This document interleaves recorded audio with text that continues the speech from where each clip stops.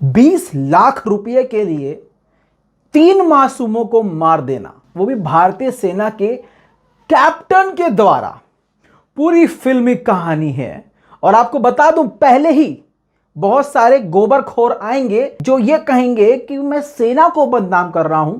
बता दूं, तुम्हारा बाप जो भी ये आगे बताने वाला है, वो चार्जशीट में जो दाखिल की गई है, सारी बातें लिखी गई हैं, जो एसआईटी के गठन ने इंक्वायरी करके रिपोर्ट दायर करी है, 1400 पेज की जो रिपोर्ट बनाई है, उसका निचोड़ बता रहा हूं। एक भी जुमला, एक भी वर्ड मेरी तरफ से नहीं होगा, गूगल भी कर सकते हो।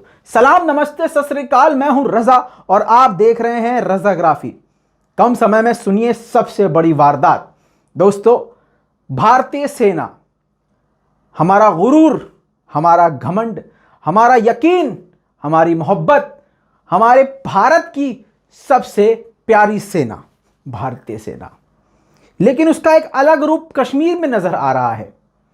कश्मीर में यह पहली बार नहीं, इससे पहले भी कई बार ऐसी बातें आई हैं सामने, लेकिन पहली बार कोई ऐसा मामला इतनी जोरों से उठा है जो कि इंटरनेशनल मुद्दा भी बन गया है। शोपियान एनकाउंटर आपको याद होगा। 3 कश्मीर के मासूम नौजवान जो कि अपने घर से शोपियान जो इलाका है वहां पर आते हैं मजदूरी या नौकरी करने के लिए, पैसा कमाने के लिए। मोहम्मद इम्तियाज 20 साल, मोहम्मद अबरार 25 साल, इब्रार अहमद खान 16 साल। मतलब सोच सकते हैं, 16 साल इनका एनकाउंटर कर दिया गया आतंकवादी बता के। किसके द्वारा? भारतीय सेना के सीनियर अफसर के द्वारा। सुनिए क्या हुआ। 18 जुलाई 2020 को इन तीनों मासूमों का बुरी तरह से फेक एनकाउंटर करके कत्ल कर दिया जाता है, जिसके बाद से सोशल मीडिया पे इनकी तस्वीरें वायरल होती हैं, जिसमें यह दावा किया जाता है कि ये आम नागरिक थे, बच्चे थे, इनका किसी भी आतंकवादी संगठन से कोई लेना देना नहीं था। यह बात इतनी वायरल होती है, यह खबर इतनी वायरल होती है सोशल मीडिया पे कि फिर भारतीय सेना पर दबाव बनता है। तुरंत एक्शन में आते हुए एक्शन लिया उन्होंने और कहा कि इसकी जांच करवाई जाएगी। एसआईटी का गठन किया गया और काफी समय दिया गया। उन्होंने पूरी इंक्वायरी करी तो दिमाग को हिला देने वाले खुलासे हो गए। 20 लाख रुपए के लिए, यह खुद चार्जशीट में कहा गया है, 20 लाख रुपए के लिए एनकाउंटर कर दिया गया 3 बच्चों का। चार्जशीट तो बहुत लंबी है, लेकिन कहा यह गया है कि इनामी राशि 20 लाख रुपए के लिए पूरी तरह से प्लान बनाया था कैप्टन भूपेंद्र सिंह ने।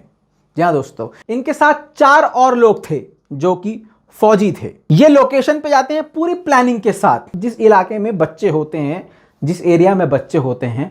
और ये इतना शातिर किस्म का आदमी था भूपेंद्र सिंह, इसने अपने चारों साथियों को बोला कि इलाके का घेराव करो। वो इलाके का घेराव करने के लिए गए। अभी वो घेराव कर रहे थे, इसने तुरंत उन बच्चों का खुद ही एनकाउंटर कर दिया।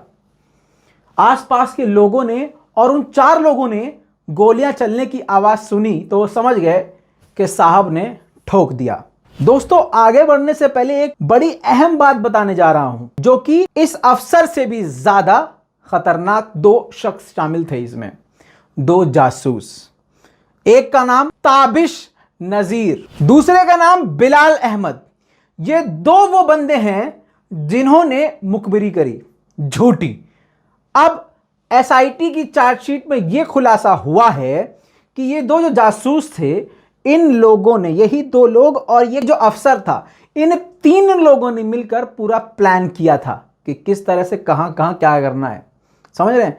एनकाउंटर करने के बाद अफसर ने अपने पास से हथियार उनके आसपास डाल दिए, बिल्कुल फिल्मी अंदाज में, जैसा आपने हमेशा से बॉलीवुड फिल्मों में देखा है। हथियार डाल दिए गए आतंकवादी साबित करने के लिए, उनको दफना दिया गया। इनके माता पिता ने एफआईआर करी, जिसके बाद से ये खुलासा हुआ कि भैया हमारे बच्चों को मार दिया गया है। सारा बवाल होने के बाद ये सब चीजें खुल के सामने आ गई। पूरी दुनिया के होश उड़ गए कि भारतीय सेना ऐसा भी कर सकती है। और अफसोस की बात यह है कि भारतीय सेना के सीनियर अफसर ये काम कर सकते हैं। चार्जशीट में खुलासा यह हुआ कि 20 लाख रुपए की बात हुई थी। इन तीनों के बीच में, यानी इनामी जो राशि मिलेगी वो ये तीनों इसके हकदार होंगे, यानी दो जो मुखबिर थे वो और एनकाउंटर करने वाला अफसर भूपेंद्र सिंह।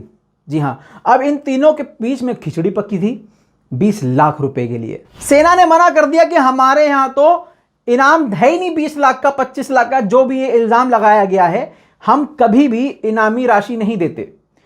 सेना ने ही बताया कि ये पुलिस देती है, ये इनाम पुलिस के द्वारा दिया जाता है। तो कुल मिला के ये बात पैसों की ही थी कि चाहे पैसा वो दे चाहे पैसा पुलिस दे।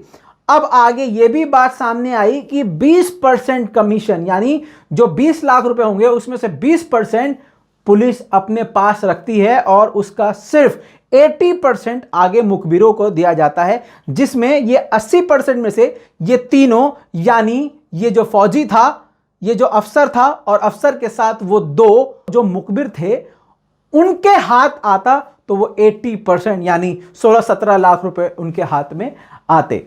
गौर करने वाली बात यह है कि 20% जो अमाउंट है वो छोटे बड़े अफसरों में बट जाता है, यानी पुलिस वालों में ही बट जाता है। इंस्पेक्टर लेवल तक खुलासा हो चुका है इस चीज का। दोस्तों, मासूमों को मारने के बाद उनको फंसाने के लिए चालाक अफसर ने कारतूस डाल दिए, 3-4 पिस्तल बंदूकें वहां पर डाल दी और जो कारतूस में जो नंबर, जो सीरियल थे, वो सीरियल वाइज थे।